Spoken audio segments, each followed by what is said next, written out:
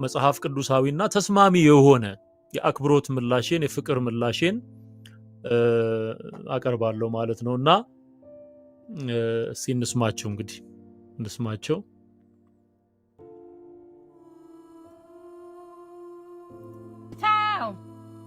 እኔ መሰለ ድምፅህን ይዘህ እኔ ጌታ መቤትን ትክዳት እሷ ማሪና ትምርሃለች ተመለስ እያለቀስኩ ነው አባዬ ድምፅህ እያናፈቀኝ ነው ምን ላርገው መቤቴ ትመልስህ ወደ ድሮ ሃይማኖትህ ወላዲተ አምላክ ትመልስህ በጣም ነው የምወደው አባዬ እስኪ ክፈቱት አሁን እሱ ነው ያለ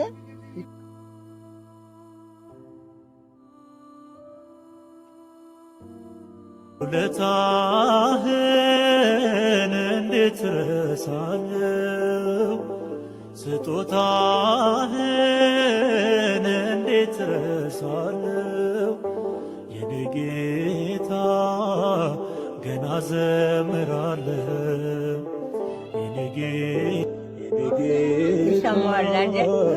ገና ዘምራለሁ። ኦርቶዶክስ ከተመለሰ ይዘክራሉ 450 ብር ዳቦ አስደፍቼ እዘክራታለሁ እመቤታችንን ስራዋን ትስራ እሷ ልጇን ትመልሰው የእሷ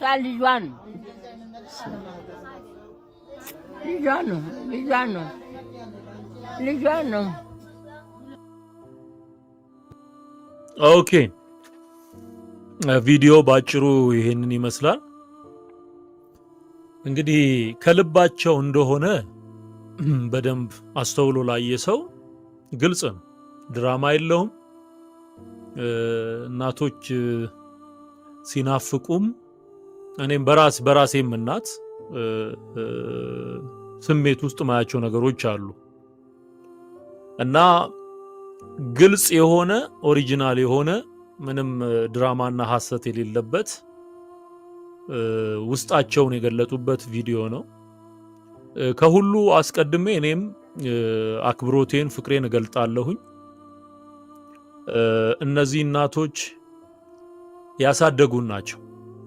ያሳደጉን እናቶች ናቸው። ከልጅነት የሚያውቁን ናቸው። እኔ በስም በአካል አላስታውስም የት ቦታ እንደተገናኘ፣ ግን ያው በዝማሬው ባገለገልንበት እንግዲህ ኦልሞስት 25 ዓመት ከልጅነት ጀምሮ በኦርቶዶክስ ቤት ውስጥ አገልግለናል።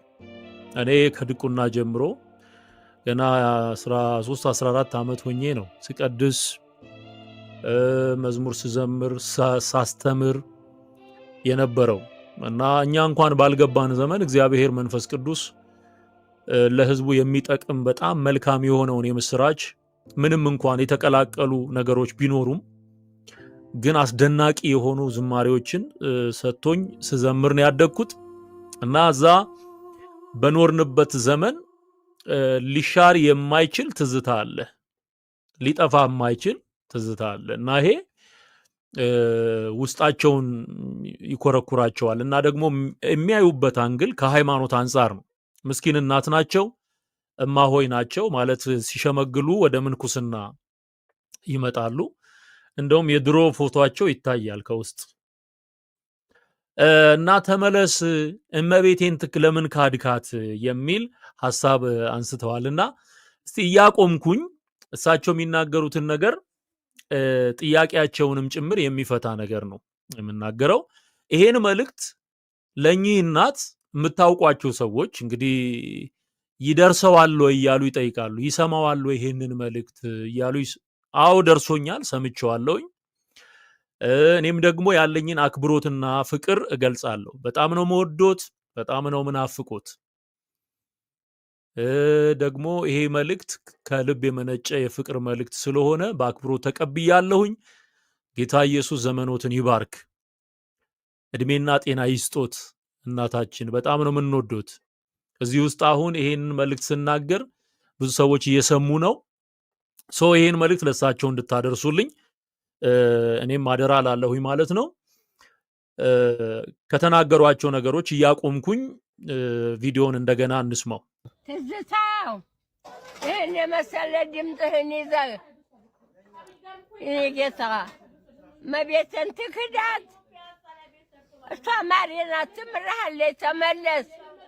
ኦኬ ይሄ የመጀመሪያው ፍሬዝ ነው ማለት ያው ይሄን የመሰለ ድምፅ ይዘ ለምንም መቤቴን ካድካት የሚል ነው እና ተመለስ የሚል